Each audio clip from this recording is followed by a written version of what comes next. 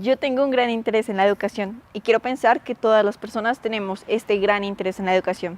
Esto es debido a que la educación es una de esas pocas cosas que nos toca a lo profundo de nuestro ser.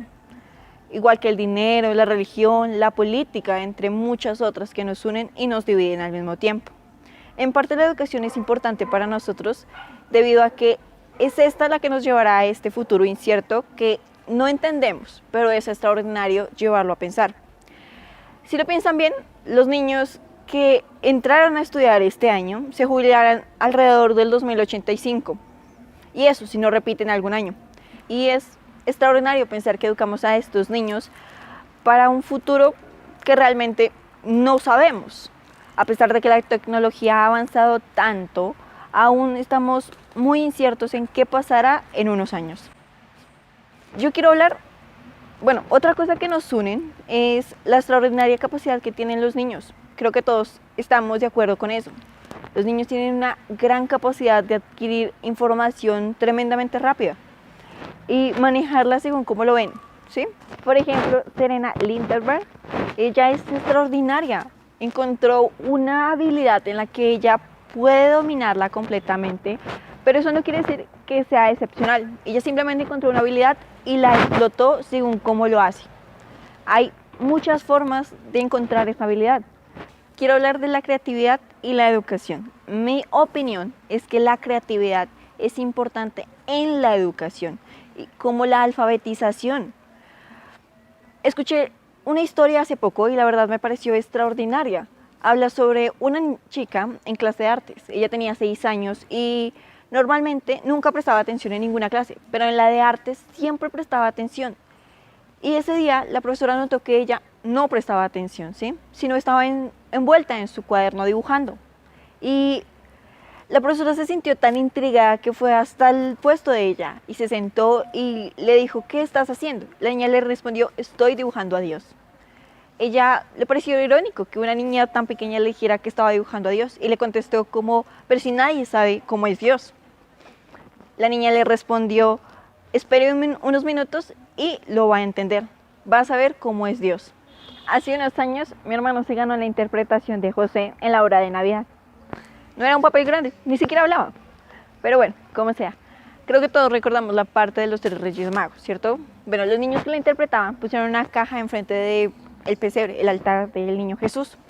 Que cada uno empezó a decir su línea. El primero dijo, traigo oro. El segundo dijo, traigo mirra. El tercero simplemente dijo, esto trajo mi mamá. Fue bastante gracioso. Lo que estas cosas tienen en común, las dos historias anteriores, es que los niños se arriesgan. Cuando no saben algo, preguntan, prueban, lo intentan, ¿sí? No estoy diciendo que hay que equivocarse, es lo mismo que ser creativo, pero sí sabemos de que si no nos equivocamos, nunca se nos va a ocurrir algo original, algo extraordinario, algo innovador, ¿sí? Algo muy curioso es que cuando eres niño no le tienes miedo a equivocarte, pero cuando eres adulto es algo terrible, es algo que, mejor dicho, es caótico. Y así administramos nuestros negocios. Si cometemos un error, es lo peor que nos puede suceder. Y así es como se maneja el sistema de educación actualmente. Cometer un error mientras estás estudiando es algo extraordinariamente horrorífico. Les enseñamos a nuestros hijos, a nuestros hermanos y a los niños que nuestras familias producen, que cometer un error es lo peor que se puede cometer, por decirlo así, válgase la redundancia. Picasso dijo un día que todos los niños nacen siendo artistas y que depende de nosotros seguirlo siendo cuando crezcamos. Creo en algo apasionadamente, que entre más crecemos, menos artistas somos, porque nos da miedo y la misma sociedad nos moldea como creemos. Y es que todo el sistema educativo nos hace menos creativos. ¿Y por qué es así? Todo el sistema educativo está diseñado para ser el mismo en todo el mundo, poniendo encima a las matemáticas, debajo a las lenguas y después a las humanidades. Pero es que también dentro de las mismas artes también existe un sistema jerárquico, poniendo encima a las matemáticas, debajo a las lenguas y más abajo a las humanidades. Sin embargo, También dentro de las mismas artes existe una jerarquía, poniendo a la música y a las artes plásticas en primer lugar y dejando de un lado al teatro, a las danzas, entre otras cosas. ¿Pero por qué es eso así? Porque no se le enseña a los niños danzas de la misma manera que se les enseña matemáticas, las mismas horas, la misma dedicación. Los niños bailan todo el tiempo si se les permite hacerlo. Realmente uno les pone música y ya se están moviendo en todo lado. Y esto no les dura mucho porque a medida que los niños van creciendo les empezamos a enseñar progresivamente. Los educamos a que deben aprender a controlarse, educándolos de la cabeza para arriba de una forma, centrándonos en que no pueden seguir comportándose así, tienen que dejar de un lado los sueños, de un lado la creatividad y centrándonos solo en que deben habilitarse académicamente para conseguir un trabajo a un futuro. Nuestro sistema educativo surge para llenar la necesidad de la industria a partir del siglo XIX, pues antes de este no existía un sistema educativo. Este se crea, como dije anteriormente, para habilitar la necesidad de la industria y se basa en dos ideas. Número uno, las materias más importantes para el trabajo son las más útiles, así que gentilmente te dijeron de que no podías hacer las cosas que te gustan. Creo que a todos nos dijeron de que así no podríamos conseguir un trabajo. En mi caso, mi mamá me dijo, no hagas música porque no serás músico. No bailes porque no serás bailarina. Y así, gentilmente, nos alejaron de todo lo que nos gusta, inculcándonos de que solamente teníamos que centrarnos en lo que la industria necesitaba. Las consecuencias de esto es que actualmente las personas que tienen talento, que son creativas e innovadoras, consideran que no lo son, porque la industria se ha encargado de decirles que no lo son, que no pueden hacer algo en lo que son talentosos porque simplemente no sirve o no le sirve a la industria, ¿sí? En los últimos 30 años la UNESCO ha dicho de que un gran número de personas se ha graduado de las universidades. Esto es bastante bueno, pero actualmente tener un título no equivale a tener un trabajo, ya que un título no vale nada en sí actualmente, ¿sí? Antes, si tenías un título, tenías trabajo, y si no tenías título era simplemente porque no querías tener un título, ¿sí? Pero ahora los jóvenes vuelven a casa a jugar esos videojuegos y a centrarse en no hacer realmente nada porque el trabajo que antes requería tener un título actualmente necesita una maestría y el trabajo que antes necesitaba tener un bachiller ahora un doctorado. Esto ha generado una gran inflación en la educación y realmente no puede seguir así.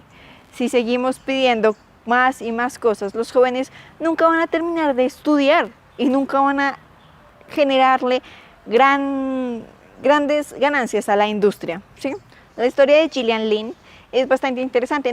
Muchos las conocen. Ella es la creadora del musical Cats.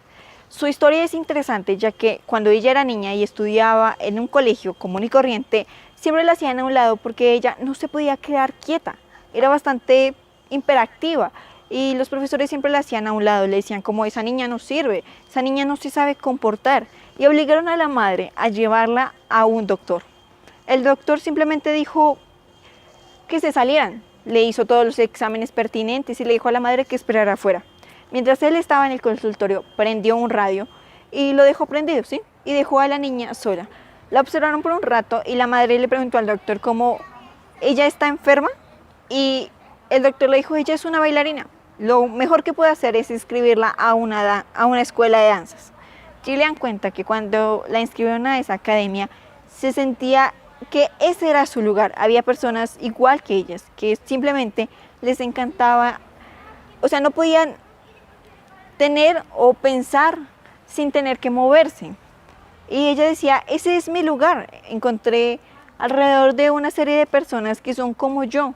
Y eso está bien, porque el punto que quiero recalcar aquí es que no todos los niños son iguales y los padres deben centrarse en eso, de que porque su hijo le guste cantar o porque a él le guste bailar o expresarse no significa que esté mal, simplemente no es igual que el mismo prototipo del sistema.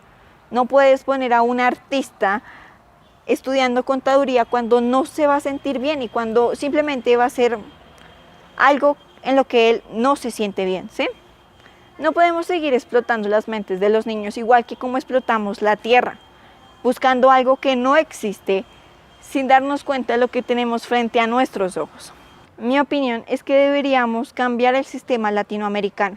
¿Sí? En España tienen un gran sistema que es dividir las escuelas artísticas y las escuelas de la ciencia, ¿sí?